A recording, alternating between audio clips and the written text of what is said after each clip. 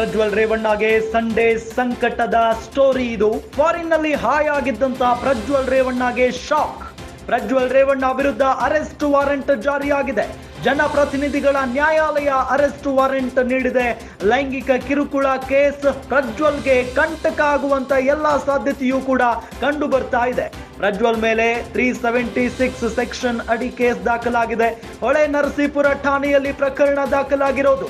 Notice ನೀಡಿದ್ರು ವಿಚಾರಣೆಗೆ ಪ್ರಜ್ವಲ್ ರೇವಣ್ಣ ಗೈರಾಗಿದ್ದಾರೆ. ನ್ಯಾಯಾಲಯಕ್ಕೆ ದಾಖಲೆಯನ್ನ ಸಲ್ಲಿಸಿತ್ತು ಎಸ್ಐಟಿ ದಾಖಲೆ ಮೇರೆಗೆ ಎಸ್ಐಟಿ ದಾಖಲೆ ಆಧರಿಸಿ ವಾರೆಂಟ್ ಅನ್ನ ಜಾರಿ ಮಾಡಿದೆ ಈಗ ಕೋರ್ಟ್.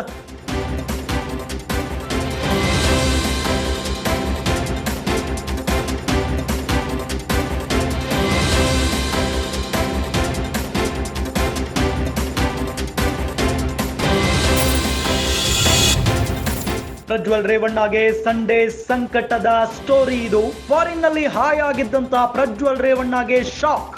ಪ್ರಜ್ವಲ್ ರೇವಣ್ಣ ವಿರುದ್ಧ ಅರೆಸ್ಟ್ ವಾರೆಂಟ್ ಜಾರಿಯಾಗಿದೆ. ಜನಪ್ರತಿನಿಧಿಗಳ ನ್ಯಾಯಾಲಯ ಅರೆಸ್ಟ್ ವಾರೆಂಟ್ ನೀಡಿದೆ. ಲೈಂಗಿಕ ಕಿರುಕುಳ ಕೇಸ್ ಪ್ರಜ್ವಲ್ಗೆ ಕಂಟಕ ಆಗುವಂತ ಎಲ್ಲಾ ಸಾಧ್ಯತೆಯೂ ಕೂಡ ಕಂಡು ಬರ್ತಾ ಇದೆ.